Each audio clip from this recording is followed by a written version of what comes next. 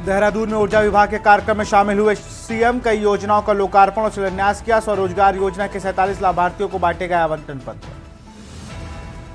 कांवड़ यात्रा में खाने पीने की दुकानों पर नेम प्लेट लगाने को उत्तराखंड सीएम ने बताया सही। कहा आपत्ति नहीं होनी चाहिए, विपक्ष न करे राजनीति। उत्तराखंड में यूसीसी लागू करने की नियमावली लगभग तैयार। सीएम 22 को करेंगे समीक्षा बैठक। यूसीसी के तहत होने वाली एफआईआर के प्रारूप तय करने पर होगी चर्चा। ढेला नदी व केसुरवा नाले पर पुल निर्माण को हरी झंडी मिली। अब जल्द शुरू होगी पुल निर्माण की प्रक्रिया। रामनगर में एलआईयू के कार्यालय में नियुक्त उप निरीक्षक एवं मुख्य आरक्षी अरेस्ट। पासपोर्ट वेरिफिकेशन के नाम पर मांगी थी घूस। उत्तराखंड के 5 जिलों में भारी बारिश का अलर्ट। मौसम विभाग ने जारी किया चेतावनी। देहरादून, नैनीताल, चंपावत, बागेश्वर और पिथौरागढ़ में भारी बारिश की संभावना। आप देख रहे हैं के न्यूज, खबरों का सारथी। नमस्कार, स्वागत है आपका के न्यूज में। आप देख रहे हैं खबर उत्तराखंड। मैं हूं आपके साथ विशाल पंडित। रुक करते हैं खबरों का। देश के साथ ही उत्तराखंड राज्य में बेरोजगारी के आंकड़े बढ़ते जा रहे हैं। उत्तराखंड में बेरोजगारी का आलम यह है कि सरकार कई ऐसे फैसले लेने में पड़ रहे हैं जिसमें युवाओं को रोजगार मिल सके। पिछले वर्ष हुए इन्वेस्टर समिट से भी कुछ बड़ा परिवर्तन इस दिशा में नहीं आया है, जिसके बाद सरकार पर बेरोजगार युवाओं को रोजगार देने का दबाव पड़ता जा रहा है। इसको देखते हुए भाजपा के प्रदेश महामंत्री आदित्य कोठारी ने सीएम पुष्कर सिंह धामी से बाहरी प्रदेशों के लोगों के राज्य में फेरी ठेरी लगाने जाने पर रोक लगाने की मांग की। उन्होंने कहा है कि इस संबंध में मुख्यमंत्री पुष्कर सिंह धामी को जल्द ही पत्र लिखेंगे। उनका कहना है कि प्रदेश में बड़ी संख्या में बाहरी लोगों की ओर से फेरी और ठेले लगाए जाने से राज्य के निवासियों को रोजगार छिन रहा है। इस रिपोर्ट को देखिए। 22 जुलाई शुरू हो रही कांवड़ यात्रा के लिए धामी सरकार ने सभी तैयारियां पूरी कर ली हैं। सरकार को उम्मीद है कि इस साल करोड़ों की संख्या में कांवड़िए पहुंचेंगे। इसको देखते हुए चाक चौबंद व्यवस्था के निर्देश मुख्यमंत्री ने दिए हैं। इसके साथ ही कांवड़ यात्रा मार्ग पर हर कारोबारी की पहचान सार्वजनिक रखने की व्यवस्था को मुख्यमंत्री पुष्कर सिंह धामी ने सही फैसला बताया है। उन्होंने कहा है कि उनका ये फैसला किसी को नुकसान पहुंचाने या टारगेट करने का नहीं है। लोग नाम बदलकर काम करते हैं और इससे कई बार विवाद की स्थिति पैदा हो जाती है। ये आदेश कानून व्यवस्था के लिहाज से दिया गया है। वहीं मुख्यमंत्री के इस फैसले को विपक्ष ने संविधान के विरुद्ध बताया है। आप लोगों को जानकारी इसकी आज हुई होगी शायद, मेरे ख्याल से, कि हमने ऐसा निर्णय किया है। ये निर्णय हमने 12 तारीख को ही कर लिया था। 12 तारीख को जब हम वहाँ पर बैठक कर रहे थे कांवड़ मेले से संबंधित तैयारियों की, उस दिन हमने निर्णय किया था, क्योंकि इसके पीछे हेतु यह है कि अनेक लोगों ने इस बारे में कहा है कि बाद में कई बार बहुत वैसी स्थिति पैदा होती है कि नाम बदल के लोग जो है अपनी पहचान छुपा के जो है दुकान खोल रहे हैं या कोई अन्य कारोबार कर रहे हैं। तो ठीक नहीं है, सबका आइडेंटिफिकेशन होना चाहिए। जो भी है, अपनी पहचान छिपाने में किसी को क्या दिक्कत है? अच्छा है, अगर हम कोई भी काम करते हैं, आप भी हैं, तो आप अपना नाम बता के तो यहाँ आए हैं ना, तो इसमें किसी को क्या दिक्कत होनी चाहिए? ये किसी को टारगेट करके या किसी को नुकसान पहुँचाने के लिए नहीं है। केवल इतना भर है कि अपनी आइडेंटिफिकेशन हो जाए। कई बार आपराधिक घटनाएं भी सामने हुई हैं, आपकी गाड़ी पर कई सारे ऐसे मामले आए हैं। भारतीय जनता पार्टी के पास सांप्रदायिक स्वार्थ को समाप्त करने के सिवाय कोई दूसरा चारा नहीं है। अपनी एग्जिस्टेंस बनाए रखने के लिए इस तरीके के कृत्य जो है भाजपा और सत्ता में बैठी हुई भाजपा की सरकार करती आ रही है। अब आप बताइए, कांवड़ यात्रा में हर दुकान पर कौन किस समुदाय से बिलोंग करता है उसको चस्पा करना है, तो मैं समझता हूँ कि तो सीधे सीधे विभाजन की ओर जो है देश को ले जाने का काम जो है, चाहे उत्तर प्रदेश की सरकार हो चाहे उत्तराखंड की सरकार हो, ले जाने का काम कर रही है। और मैं तो समझता हूँ कि इसके साथ साथ आर्थिक नुकसान भी जो है समुदाय विशेष को पहुँचाना चाहती है, जो कदापि उचित नहीं है।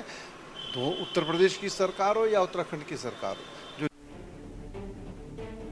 आपको बता दें कि सत्ता पक्ष ने मुख्यमंत्री के इस फैसले को जमकर सराहना की है। उसके साथ ही भाजपा के प्रदेश महामंत्री आदित्य कोठारी ने सीएम पुष्कर सिंह धामी से बाहरी प्रदेशों के लोगों के राज्य में फेरी ठेरे लगाए जाने पर रोक लगाए जाने की मांग की है। उन्होंने कहा है कि इस संबंध में मुख्यमंत्री पुष्कर सिंह धामी को जल्द ही पत्र लिखेंगे। उनका कहना है कि प्रदेश में बड़ी संख्या में बाहरी लोगों की ओर से फेरी ठेली लगाए जाने से राज्य के निवासियों का रोजगार छिन रहा है। ऐसे में बाहरी प्रदेशों के लोगों पर रोक लगाई जानी चाहिए। इस दौरान उन्होंने उत्तराखंड के ही निवासियों को फेरी ठेली लगाए जाने का लाइसेंस दिए जाने की मांग की है। वहीं आदित्य कोठारी की इस मांग पर जमकर बवाल देखने को मिल रहा है। उत्तराखंड के पर्वतीय क्षेत्र में बाहरी प्रदेशों से भी लोग फेरी लगा रहे हैं, गांव-गांव में घूम रहे हैं, तरह तरह की वारदातें हो रही हैं। बल्कि मैं इससे एक कदम आगे, मेरा जो व्यक्तिगत विचार है, मैं भी मुख्यमंत्री जी को पत्र भी इस संबंध में लिखूंगा कि जो उत्तराखंड के निवासी हैं उन्हीं के ही लाइसेंस बने, उन्हीं के ही परमिट बने, और उत्तराखंड के जो निवासी नहीं है उनको फेरी लगाने का, ठेली लगाने का अधिकार, प्रमाण पत्र, लाइसेंस, उनको उत्तराखंड में बिल्कुल पाबंदी कर देना चाहिए, उनको बैन करना चाहिए। और जो यहाँ के लोग हैं, वो इच्छुक लोग हैं ठेली लगाने के, वो फेरी करने के इच्छुक हैं, उत्तराखंड के निवासी हैं, उनको रोजगार का अवसर मिलना चाहिए। अपना रोजगार करने के लिए भारत का प्रत्येक नागरिक सभी जगह उसको अधिकार है कि वो रोजगार करे। एक डोमिसाइल का जरूर डोमिसाइल का प्रश्न है, और मैं ये मानता हूँ कि इसके लिए जो हमारे मूल निवास की जो मांग है, उस मूल निवास की मांग का अगर हल सरकार कर देगी तो सभी कुछ अपने आप ठीक हो जाएगा। देखिए, भाजपा की कथनी और करनी में जमीन आसमान का अंतर है। आप देख सकते हैं कि किस मूल निवास की ये बात कर रहे हैं कि हम मूल निवासियों को नौकरी दे देंगे, रेडी इनको सब हटा देंगे और यहाँ पर जो है उत्तराखंडियों को हम रोजगार दे देंगे। इनका धरातल में ये क्या काम कर रहे हैं, असल में विषय ये है। क्योंकि अगर आपने हाल में देखा होगा कि मुख्यमंत्री साहब बड़े ढोल नगाड़ों के साथ केदारनाथ की शिला लेकर वहां पर जाते हैं, दिल्ली में जाते हैं और वहां पर केदारनाथ धाम का मंदिर का जो है वहां पर शिलान्यास कर देते हैं। तो वहां पर मुख्यमंत्री को ये चीजें नहीं नजर आ रही थी कि मैं भाई यहाँ पर मूल निवास का जो हमारा मंदिर है, जो हमारा धाम है यहाँ पर केदारनाथ का, उस मंदिर को वहां पर भी बनाने जा रहे हैं। और जब पूरे उत्तराखंड में इसका विरोध होता है तो मुख्यमंत्री अपने ही फैलाए रायतों को समेटने की कोशिश करते हैं। कुल मिलाकर राज्य की बढ़ती बेरोजगारी के साथ ही कारोबारी की पहचान सार्वजनिक रखने की व्यवस्था और बाहरी लोगों के फेरी ठेली लगाए जाने पर रोक लगाने की मांग पर बवाल छिड़ गया है। देखना होगा कि इस मुद्दे पर मचा बवाल कब शांत होगा। उत्तराखंड डेस्क रिपोर्ट, के न्यूज इंडिया। मुख्यमंत्री आवास देहरादून स्थित मुख्य सेवक सदन में ऊर्जा विभाग की ओर से लोकार्पण एवं शिलान्यास कार्यक्रम का आयोजन किया गया था। कार्यक्रम में सीएम पुष्कर सिंह धामी ने बतौर मुख्य अतिथि शिरकत की। कार्यक्रम में मुख्य मंत्री ने उरेडा के तहत प्रदेश के राजकीय भवनों पर स्थापित सोलर पावर प्लांट और सोलर वाटर हीटर का लोकार्पण किया। इस अवसर पर सीएम धामी ने मुख्यमंत्री सौर स्वरोजगार योजना के 47 लाभार्थियों को परियोजनाएं आवंटन पत्र प्रदान किए। रिन्यूएबल एनर्जी के क्षेत्र में असीमित एक सीमा है, और हम लोग राज्य के अंदर जहां पर्यावरण के संतुलन पर विशेष ध्यान रखते हैं, समूची दुनिया को हम अच्छा पर्यावरण, हवा, पानी और एक अच्छा पर्यावरण देने का काम देवभूमि उत्तराखंड करती है। वहीं इस प्रकार का जो रिन्यूएबल एनर्जी के क्षेत्र में अधिक से अधिक हमारा जो काम चलेगा, अधिक योजनाएं बनेंगी, अधिक लोग इसको अपनाएंगे, उसमें सरकार भी आगे बढ़ रही है और लोगों को भी आगे आकर काम करना होगा। सभी लोग आगे आएंगे तो हम इस क्षेत्र में भी एक आदर्श स्थापित। एक दिवसीय दौरे पर नैनीताल के राज अतिथि गृह पहुंची विधानसभा अध्यक्ष श्रीमती रितु खंडूरी का भाजपा कार्यकर्ताओं ने पुष्पगुच्छ देकर स्वागत किया। राज अतिथि गृह में आयोजित पत्रकार वार्ता के दौरान विधानसभा अध्यक्ष ने कहा कि मानसून सत्र के लिए गैरसैंण में विधानसभा सचिवालय ने तैयारी पूरी कर ली है। विशेष अधिकार हनन पर बोलते हुए उन्होंने कहा कि राज्य जनप्रतिनिधियों के साथ अधिकारियों के बर्ताव के लिए कमेटी बनाई गई है और पीठ से भी मुख्य सचिव को निर्देश दिए गए हैं।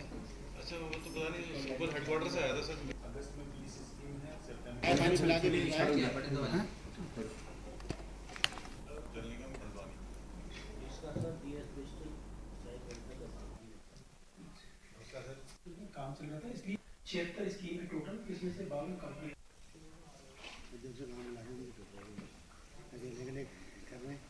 हम तो आगे वैसे ही मैंने नेता घूमने आए थे, हमने कहा चलो इसका रिव्यू मिशन का भारत सरकार से नया टारगेट आया मार्च 25 तक, लेकिन हम दिसंबर में अपने सभी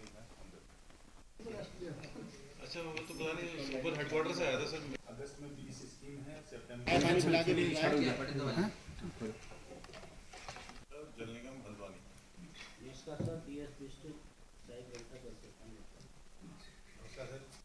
चल रहा था इसलिए 76 स्कीम है टोटल, इसमें से 52 कंप्लीट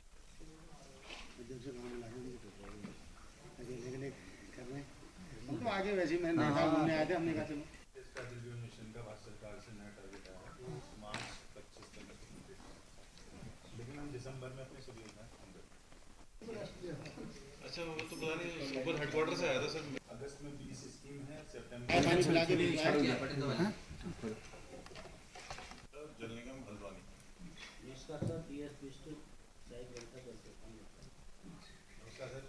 काम चल रहा था इसलिए 76 स्कीम है टोटल, इसमें से 52 कंप्लीट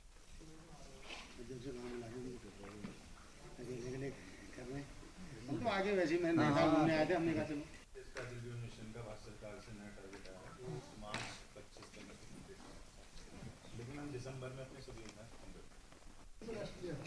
अच्छा वो तो पता नहीं सुपर हेडक्वार्टर से आया था सर। अगस्त में 20 स्कीम है, सितंबर जल निगम हल्द्वानी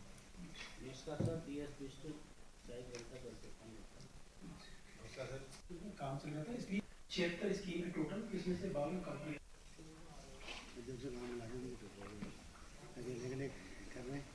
हम तो आगे वैसे ही मैंने देखा घूमने आए थे, हमने कहा चलो इसका रिव्यू मिशन का भारत सरकार से नया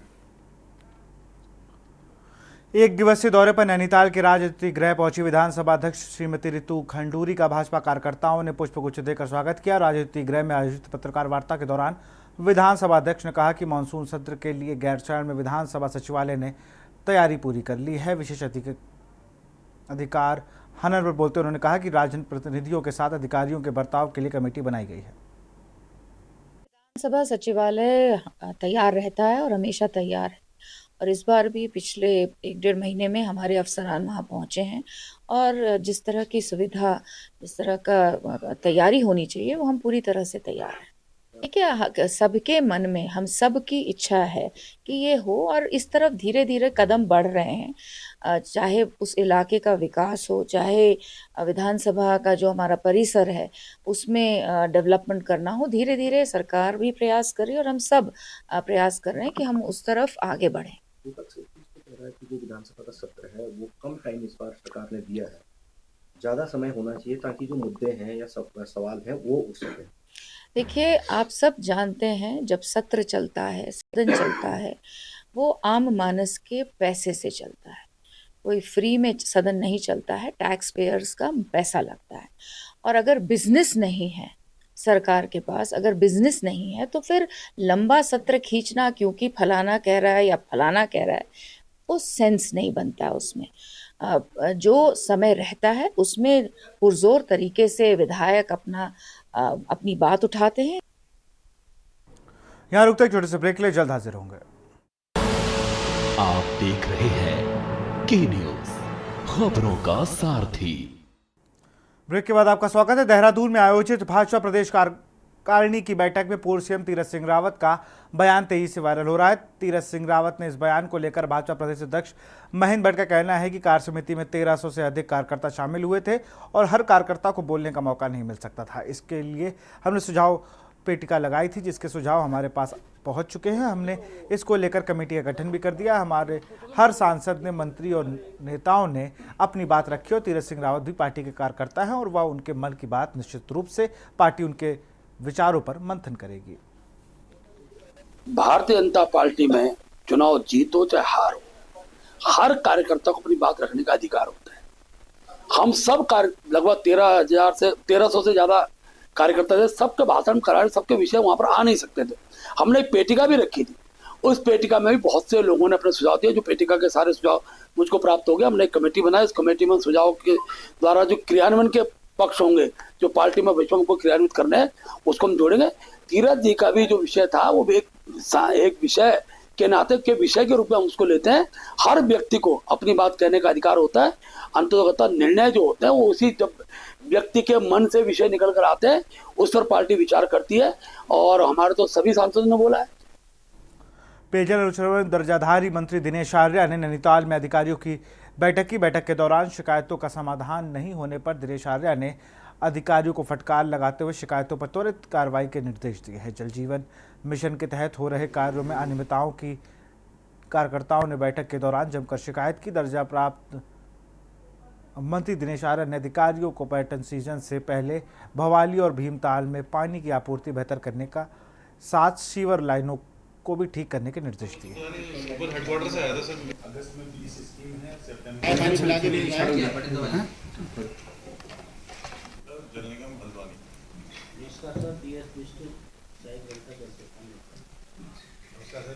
काम चल रहा था, इसलिए 76 स्कीम है टोटल। यहाँ पानी की दिक्कत उतनी नहीं है जितना भीमताल भवाली वाले क्षेत्र है। तो भवाली के लिए मैंने कहा है कि जो DPR नहीं बनाई जाए तो वहाँ पानी की भी समस्या है और सीवर की समस्या भी। उसके लिए शासन से धन आवंटित करने के लिए कहाँ से हो सकता है, या CM से कहीं से नहीं होगा तो CM साहब से बात करके धन आवंटन के DPR बना के धन आवंटन कराया जाएगा। नैनीताल नगर में सीवर के अक्सर चौक होने की समस्या है। यहाँ संज्ञान में आया कि अधिकांश जो स्थानीय लोग हैं उन्होंने अपना जो बरसात का पानी है वो भी सीवर लाइन से जोड़ दिया, जिसके कारण बरसात में सीवर लाइन ओवरफ्लो होती है और वो पानी सारा रोड में और रोड के बाद तालाब में जाता है। तो उसके लिए अधिकारियों से कहा है कि जिन लोगों ने से जो बरसात का पानी अपना सीवर लाइनों में जोड़ा उनको हटाया जाए। आज की बैठक में बहुत लंबे समय से नैनीताल नगर के आसपास का जो क्षेत्र है उसमें बग्गड़ पेयजल योजना बहुत समय से फॉरेस्ट की क्लियरेंस की वजह से रुकी थी। उसमें प्रशासन ने भी अपना प्रयास किया, CM साहब के सामने भी विषय आया था, हम लोगों के सामने भी विषय आया था।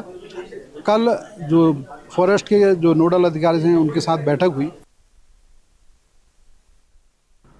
खबर विकासनगर से, जहां पछवा दून क्षेत्र में पिछले 2 सालों से कई ऐसे मामले सामने आए हैं जिन्होंने धर्म से जोड़कर तनाव पैदा करने की कोशिश, आपसी सौहार्द बिगाड़ने की कोशिश की गई है। तो वहीं सोशल मीडिया के जरिए भी भड़काऊ और धर्म विशेष को टारगेट करने वाले पोस्ट कर न केवल आपसी सौहार्द बिगाड़ने की कोशिश हो रही है बल्कि धार्मिक भावनाओं को भी ठेस पहुंचाई जा रही है। इसको लेकर मुस्लिम संगठनों ने जुड़े लोगों ने आज़ाद अली की अगुवाई में CO विकासनगर भास्कर लाल शाह से मुलाकात कर क्षेत्र का माहौल खराब करने वालों के खिलाफ कार्रवाई किए जाने की मांग की है।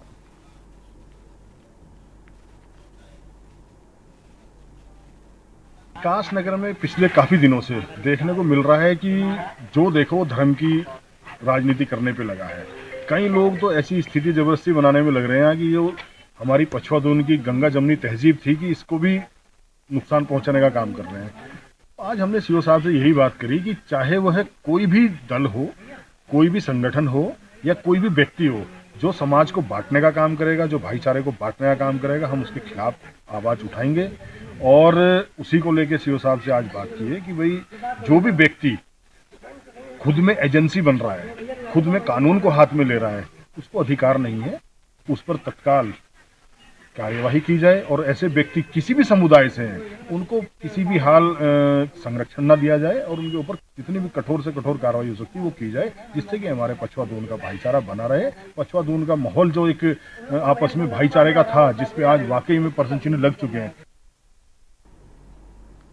कोटद्वार के सिगड़ी गोट सेंटर में श्रमिकों ने वेतन वृद्धि की समान वेतन की मांग को लेकर ग्रोथ सेंटर के मुख्य गेट पर कार बहिष्कार का श्रम विभाग पर मिली भगत का आरोप लगाते हुए प्रदर्शन किया। इस दौरान श्रमिकों ने कहा कि मानकों के अनुरूप वेतन नहीं दिया जा रहा है और कंपनियों के द्वारा हमसे ओवरटाइम कराया जाता है। ये जो मांगे हैं, ये मांगे जो हमारी वेतन बढ़ाने के लिए है और जो यहाँ पे उत्तरा सिडकुल में माफियागिरी चल रही है उसके लिए ये आंदोलन हम लोगों का चल रहा है। और हम लोग ये चाहते हैं कि समय समय में हमें वेतन मिला जाए और हमारे जो युवा भाई बहन हैं उनको समय समय पर वेतन दिया जाए और वेतन बढ़ाने की हमारी मांग है। जो सरकार द्वारा 8 घंटे का 12,500 वेतन हो चुका था वो अभी हमें मिल नहीं रहा है। हमें 12 घंटे के 12,000 रुपये वेतन मिल रहा है। ऊपर से यहाँ पर जो श्रम विभाग के अधिकारी हैं वो यहाँ आते हैं और दलाली करके चले जाते हैं, मोटा मोटा पैसा लेके यहाँ से चले जाते हैं। अभी तक हमने उनको आज दिन तक यहाँ देखा नहीं है। अभी कुछ दिन पहले कहा कि 6 बजे तक टाइम होगा तुम्हारा छुट्टी का, 8 से 6, और उसका पैसा नहीं मिलेगा और सैलरी वही रहेगी जो है तुम्हारी। करना है तो करो, नहीं करना है तो मत करो, ठीक है। और PF ESI को कोई पता ही नहीं, कार्ड ही नहीं हमारे को दिया गया अभी तक, और PF भी नहीं कट रहा है हमारा। कितने सालों से काम कर रहे हैं? हमें यहाँ 10 साल हो चुके हैं सर। तो 10 सालों से अभी तक आपका ESI कुछ कटा नहीं? पहले करता था, फिर बीच में जो ये ठेकेदारी के वो आए फिर उसके बाद इन्होंने बंद कर दिया हमारा। मतलब 3-4 साल हो चुके हैं, हमारा ESI PF सब बंद हो चुका है। और अब तो खैर कहना क्या है, कुछ मिल भी नहीं रहा है हमको।